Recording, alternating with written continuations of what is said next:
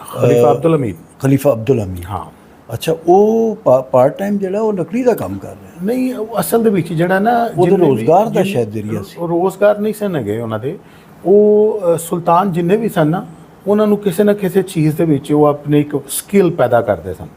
ਹਾਂ। ਇੱਕ ਆਪਣੀ ਉਹਨਾਂ ਕੋਲ ਇੰਨਾ ਟਾਈਮ ਹੁੰਦਾ ਸੀ ਕਿ ਉਹ ਜਿਸ ਵਕਤ ਫਾਰਿਗ ਹੁੰਦੇ ਸਨ ਤੇ ਉਹ ਆਪਣੀ ਕੋਈ ਐਸੀ ਸਕਿੱਲ ਪੈਦਾ ਕਰਦੇ ਸਨ ਜਿਹਦੇ ਵਿੱਚ ਉਹ ਬਣਾ ਕੇ ਤੇ ਉਹਨਾਂ ਦੀਆਂ ਚੀਜ਼ਾਂ ਜਿਹੜੇ ਉਹਦੇ ਮਾਸਟਰਪੀਸ ਤਿਆਰ ਕਰਦੇ ਸਨ। ਕੋਈ ਐ ਨਹੀਂ ਸੀਗਾ ਕਿ ਉਹ ਬਿਲਕੁਲ ਕੋਈ ਨਾਰਮਲ ਜੀ ਚੀਜ਼ ਹੀ। ਬਟ ਸਭ ਕਮਾਲ ਹੀ ਗੱਲਾਂ ਕਰੀ ਜਾ ਰਹੇ, ਕਿਤੇ ਦੇ ਕਿਤੇ ਅਸੀਂ ਚਲੇ ਗਏ। ਸਿਵਲ ਲਾਈਨ 'ਚ ਕਦੋਂ ਦਾਖਲਾ ਹੋਇਆ ਸੀ?